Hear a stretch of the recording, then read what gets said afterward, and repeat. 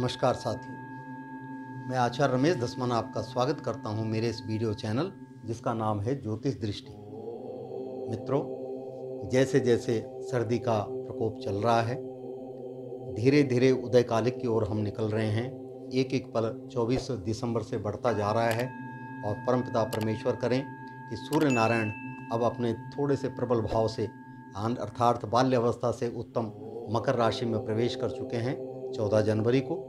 तो धीरे धीरे शरीर के अंदर भी गर्माहट रहेगी, व्यावसायिक कार्यों में भी गर्माहट रहेगी और जैसे कि पर्व के कार्य भी शुरू हो रहे हैं। इन्हीं पर्वों के अंतर्गत एक बहुत सुंदर सा पर्व आ रहा है 26 जनवरी 2023 को। क्या पर्व है? उसका नाम है बसंत पंचमी। यह उत्सव माघ शुक्ल पक्ष पंचमी को मनाया जाता है। यह पर्व वास्तव में ऋतुराज बसंत की अगवानी की सूचना देता है।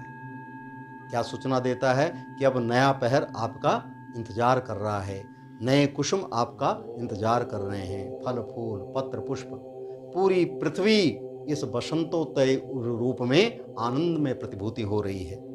इस दिन से ही होरी तथा धमार गीत प्रारंभ किए जाते हैं। गेहूं तथा जौ की स्वर्णिम बालियां भगवान को अर्पित की जाती हैं। इस दिन भगवान विष्णु तथा सरस्वती के पूजन का विशेष महत्व है। बसंत ऋतु कामोद दीपक होता है, इसलिए चरक संहिता का कथन है कि इस ऋतु में स्त्रियों तथा वनों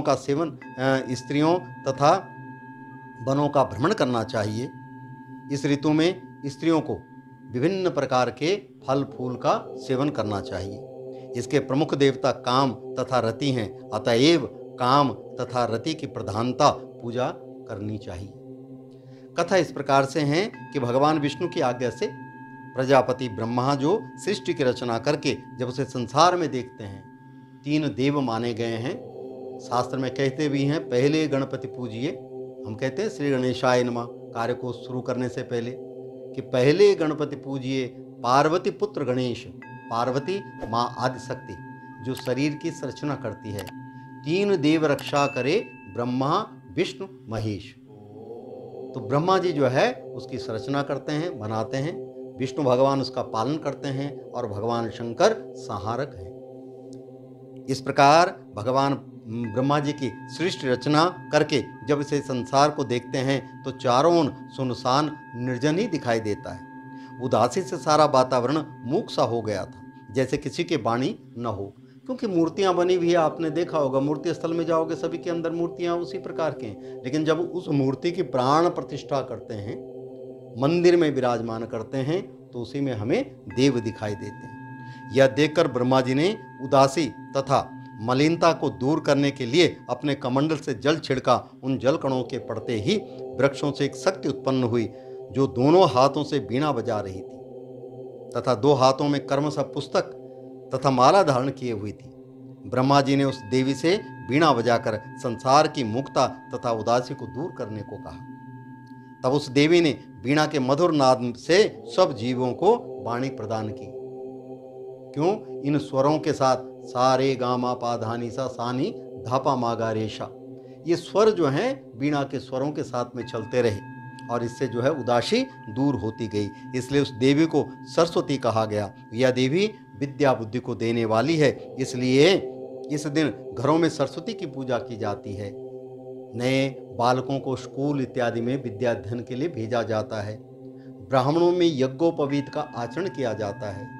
नई नई विचारधारा इस बसंत पंचमी के दिन की जाती है। देखा होगा, पीला भोजन बनाते हैं, चारों तरफ पीले रंग में वातावरण रमा रहता है। ऐसे वातावरण में शुभदायक धर्म के कार्य को करने से लाभ की प्राप्ति होती है, विद्या का। और यह जो मुहूर्त है बसंत पंचमी का, ये अणपुच्छ मुहूर्त है, पूछने की जरूरत नहीं। शादी ब्याह, धर्म का काम, मकान का नींव रखना, नए मकान में प्रवेश करना, अनेक प्रकार के कार्यों को, नए व्यवसाय को देखना, नई कार इत्यादि खरीदना, नए कारोबार में अपने आप को संलग्न करना, इस प्रकार से किसी ब्राह्मण को, किसी व्यक्ति को पूछने की आवश्यकता नहीं। यह अणपुच्छ मुहूर्त है।